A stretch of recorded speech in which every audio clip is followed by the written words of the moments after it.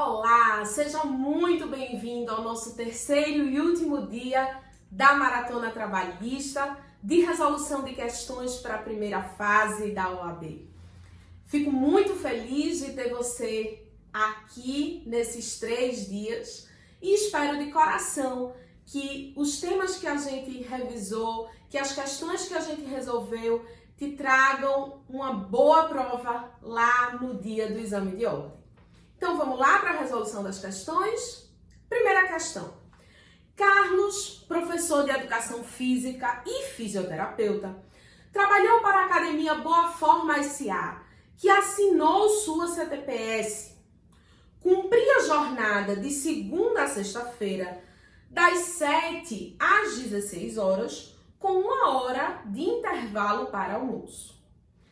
Ao longo da jornada de trabalho, ele ministrava 4 aulas de ginástica, com 50 minutos de duração cada, e também fazia atendimentos fisioterápicos previamente marcados pelos alunos da academia na Sociedade Empresária Siga em Boa Forma Limitada, do mesmo grupo econômico da academia, sem ter sua CTPS anotada.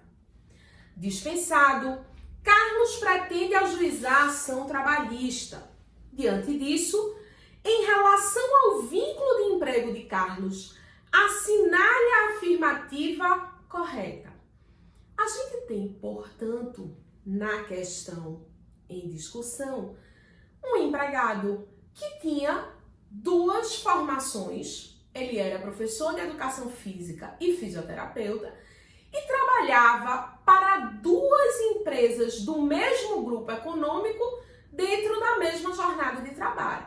Ele desenvolvia parte da atividade na academia, que tinha assinado sua carteira de trabalho, e parte da atividade na função de fisioterapeuta, sem que sua CTPS fosse assinada.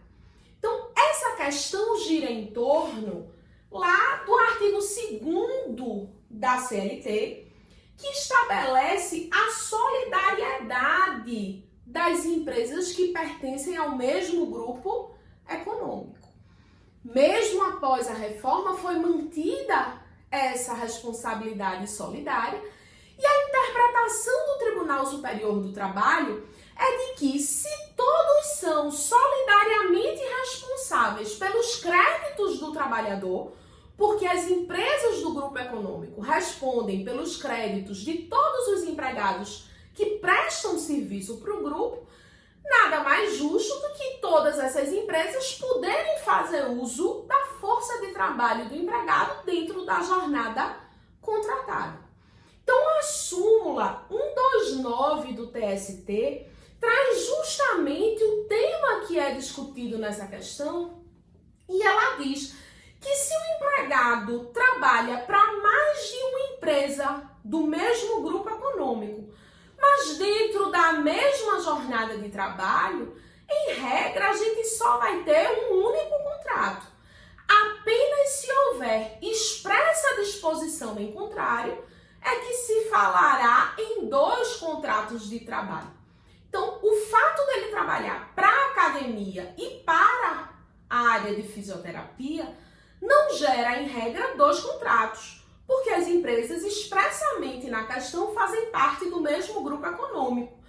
E essa prestação na parte de fisioterapia estava enquadrada dentro da jornada de trabalho, tanto que na questão ele diz assim: ao longo da jornada de trabalho, ministrava aulas de ginástica e também fazia atendimentos fisioterápicos. Então, na mesma jornada, ele desenvolvia atividade para as 2 empresas.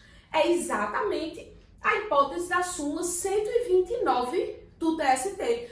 Mesma jornada, prestação de serviço para mais de uma empresa do mesmo grupo não gera duplicidade de contratos. É o mesmo contrato de trabalho, a não ser que fique estabelecido de forma distinta. Feita essa revisão, vamos lá para as assertivas? O caso gera a duplicidade de contratos de emprego, sendo as empresas responsáveis solidárias dos débitos trabalhistas. De fato, as empresas são solidárias. Essa responsabilidade está lá no artigo 2º da CLT. Entretanto, não gera duplicidade de contratos de acordo com a jurisprudência estabelecida na súmula 129 do Tribunal Superior do Trabalho. B. O caso gera duplicidade de contratos de emprego, sendo as empresas responsáveis subsidiárias do débitos trabalhistas. Essa aqui está totalmente errada. A responsabilidade é solidária e não gera duplicidade de contratos. C. O caso gera duplicidade de contratos de emprego. Cada empresa com sua responsabilidade. Aqui a parte inicial está correta, gera duplicidade de não gera, né, a duplicidade de contratos, e cada empresa tem sua responsabilidade também não, porque a gente já viu que essa responsabilidade ela é solidária.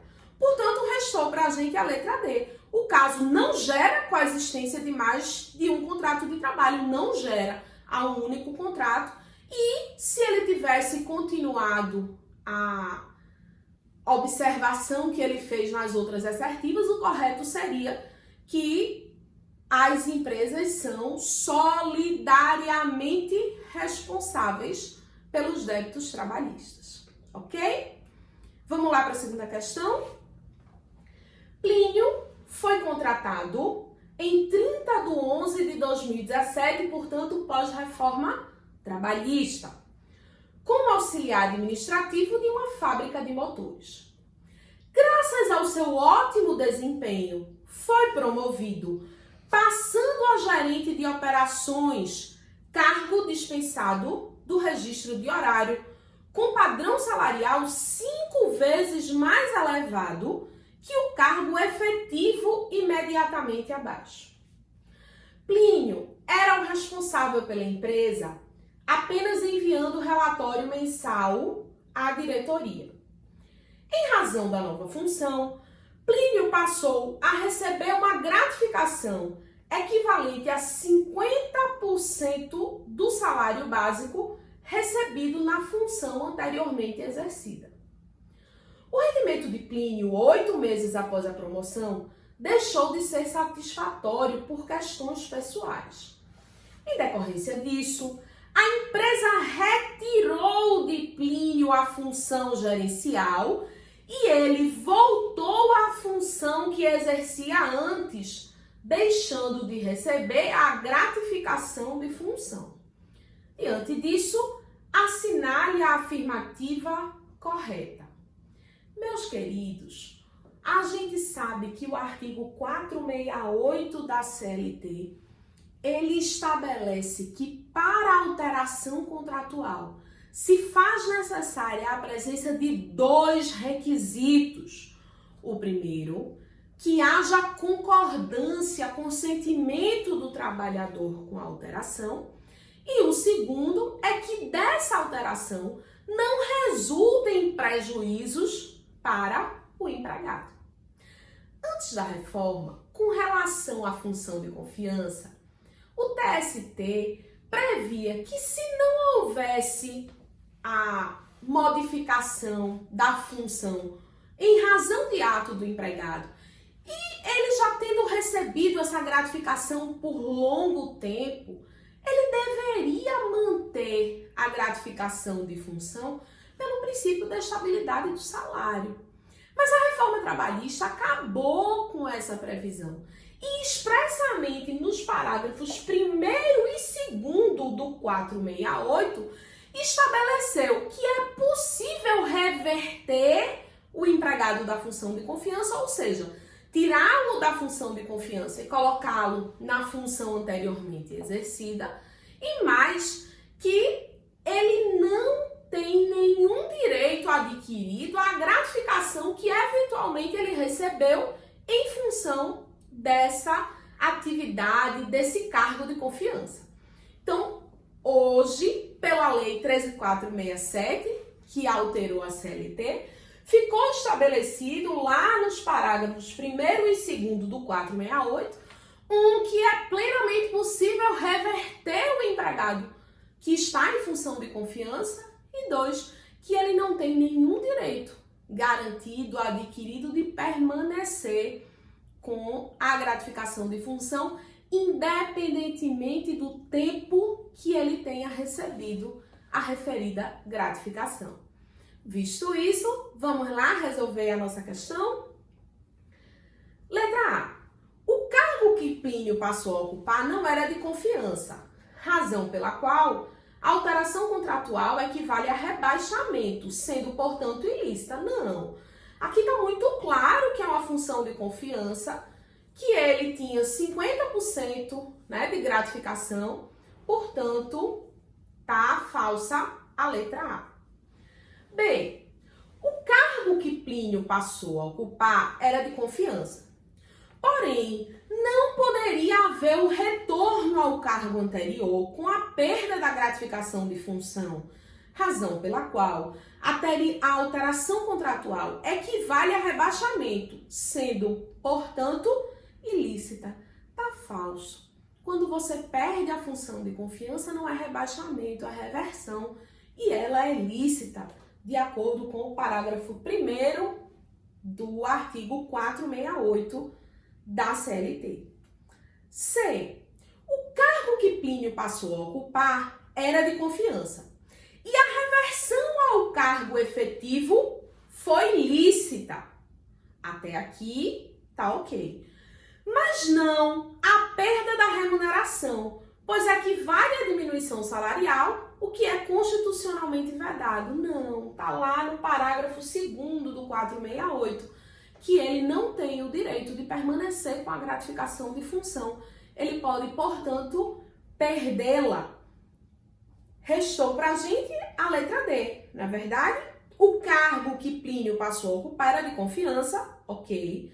Razão pela qual se admite a reversão ao cargo anterior, ok também, sendo lícita a perda da gratificação de função. Perfeito, é justamente essa a nossa assertiva correta, letra D de dado. Vamos lá para a terceira questão? Vamos lá aqui.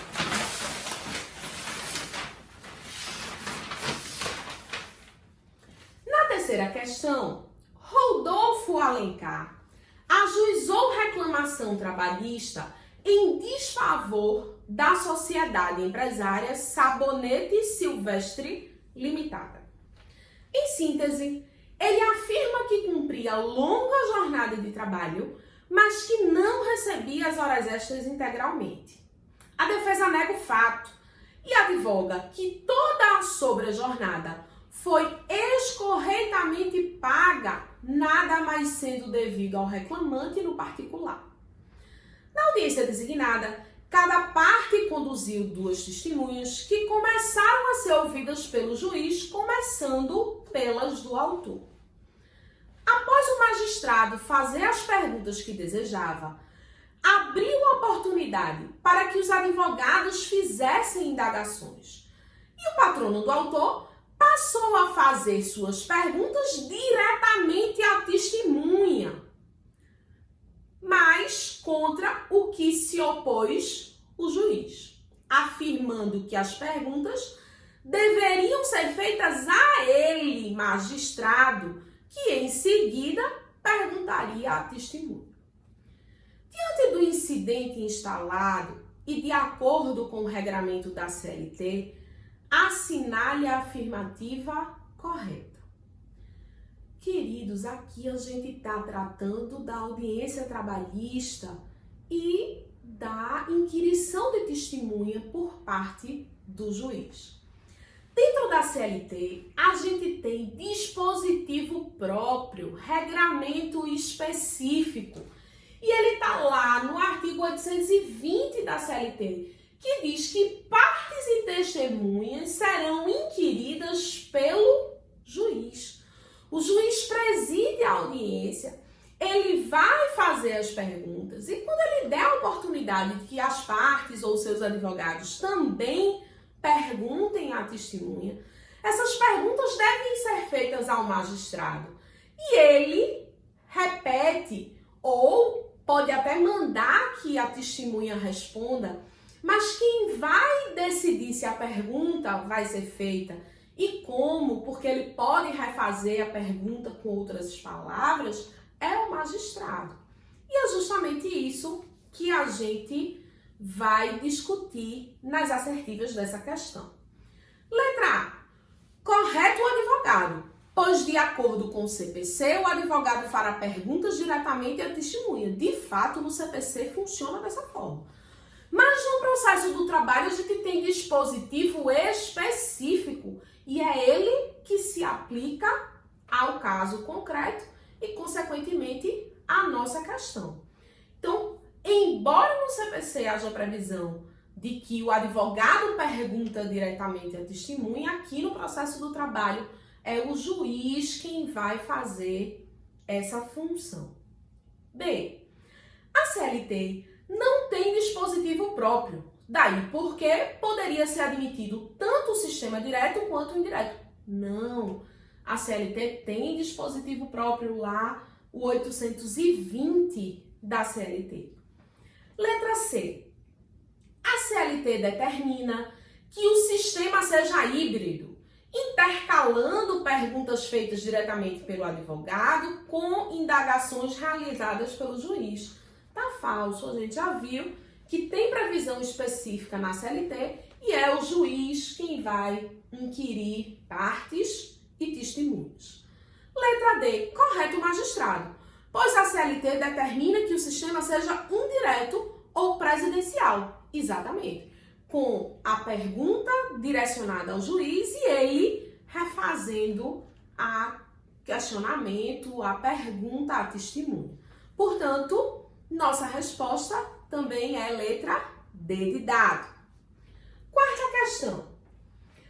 Uma sociedade empresária consultou você como advogado para encontrar uma maneira de periodicamente firmar com seus empregados uma quitação de direitos, de modo a prevenir conflitos trabalhistas. Diante disso, na qualidade de advogado da empresa, assinale a opção que indica a solução proposta. Então, o que é que o seu cliente quer? Uma quitação de direitos. Ele quer ter segurança para prevenir conflitos trabalhistas. E a reforma trouxe isso para a gente, que é o termo de quitação anual.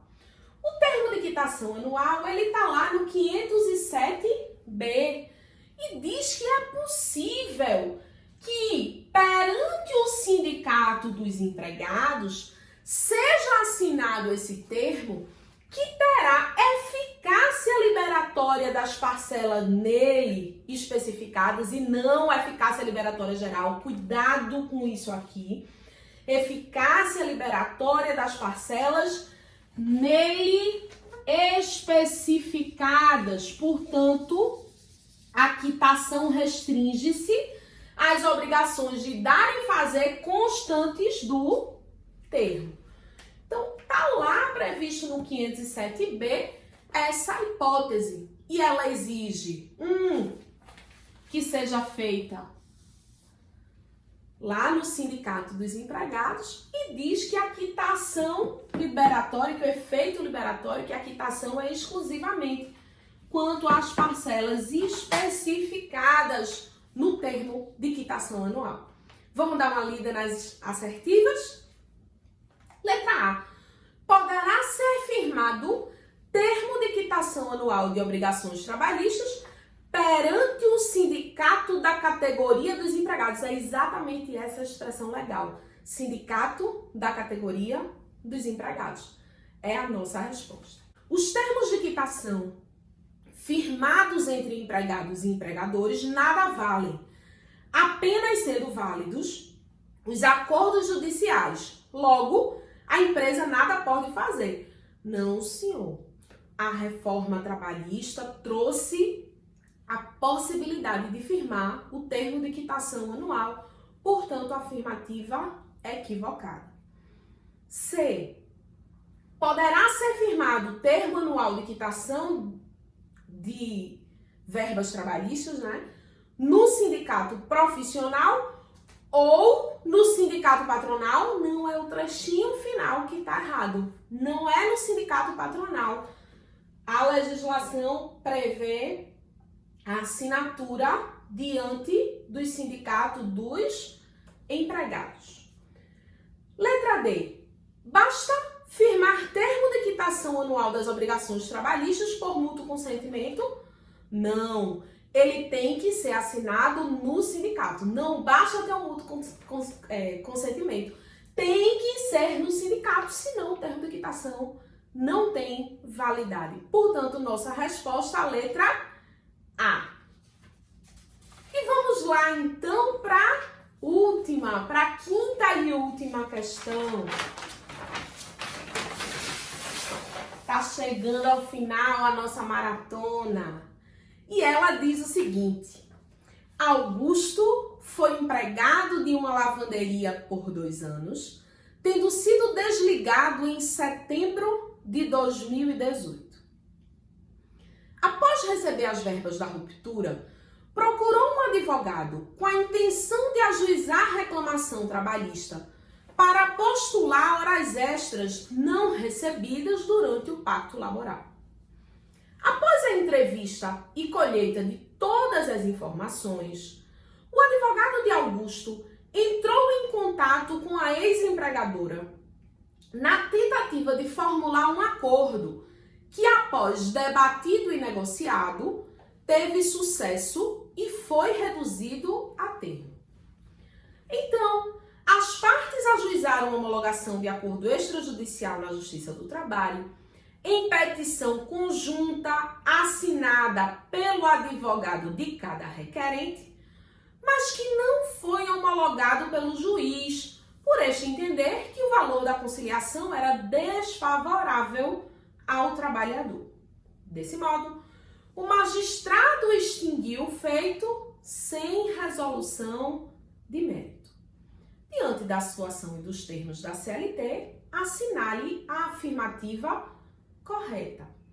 Queridos, essa questão envolve a homologação de acordo extrajudicial. Também uma inovação da reforma, que está lá no 855B e seguintes da CLT, até a gente chegar no 855D, que é a peça-chave da nossa questão. Mas vamos fazer uma abordagem geral sobre esse acordo, essa homologação de acordo extrajudicial. A gente tem que lembrar, não pode esquecer nunca, que não cabe jus postulandi nessa hipótese. 2, que ambas as partes têm que estar com advogados, obviamente, porque não cabe jus postulandi, mas cada um tem que ter o seu próprio advogado. Não cabe advogado comum para as partes e também está lá permitido que o advogado seja o advogado do sindicato, mas cada um com seu advogado. A segunda coisa importante na previsão da lei é que essa homologação não exclui a incidência do 477. E, portanto, se houver atraso no pagamento das verbas rescisórias, a multa do 477, parágrafo 8º, vai ser devida, porque o fato de haver esse acordo não altera a regra legal de prazo para pagamento das verbas rescisórias. Também é importante observar que a legislação prevê que, após 15 dias da distribuição, o juiz vai analisar. Se ele achar que está ok o acordo, ele homologa. Se ele achar que é necessária uma audiência, ele vai marcar uma audiência para conversar com o reclamante, com o trabalhador, verificar se ele está ciente, se ele tiver alguma dúvida, o juiz pode, é faculdade dele marcar essa audiência. E aí, em seguida, a previsão, que é justamente lá no 855D, é de que o juiz prolate a sua decisão. Na Justiça do Trabalho, quando a gente tem uma decisão que é de mérito ou que extingue sem resolução de mérito, qual é o recurso cabível sendo essa decisão de primeira instância? Recurso ordinário. Então, se o juiz não homologar o acordo e extingui-lo sem resolução de mérito, o procedimento de homologação, cabe recurso ordinário contra essa decisão.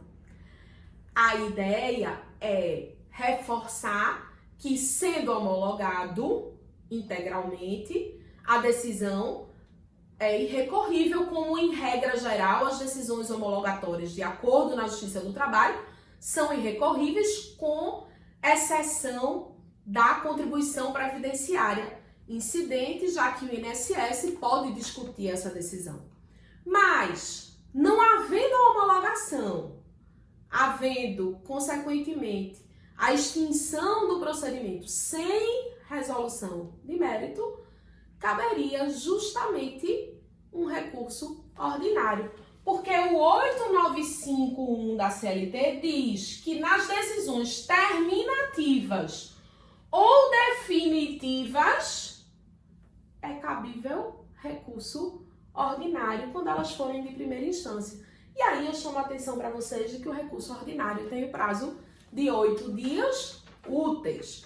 Portanto, da decisão do juiz que não homologou e, consequentemente, extinguiu o feito sem resolução de mérito, que é a hipótese nos autos, caberia o recurso, e esse recurso seria justamente o recurso ordinário com base no 8951 da CLT.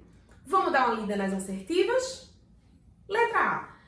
Agiu corretamente o juiz porque não há previsão desse tipo de demanda na Justiça do Trabalho. Falso. A reforma trabalhista trouxe essa hipótese. Na questão ele diz que ele foi desligado em setembro de 18 e após a ruptura é que ele procurou o advogado. Portanto, à época já era perfeitamente aplicável o procedimento de homologação de acordo extrajudicial. Letra B. As partes poderão interpor recurso ordinário da decisão que negou a homologação desejada. Perfeito. Decisão que extinguiu o processo sem resolução de mérito. Primeira instância, 8951, recurso ordinário, prazo de 8 dias. Letra C. Augusto e seu ex-empregador deverão propor novamente a ação, que deverá ser levada à livre distribuição para outro juízo? Não. Eles têm que recorrer, certo? D de dado. Nada poderá ser feito na ação proposta, porque o juiz não é obrigado a homologar acordo. O juiz não é obrigado a homologar acordo. A ideia está correta. O juiz só vai homologar o acordo, desculpem, se ele entender que é adequado, que é pertinente.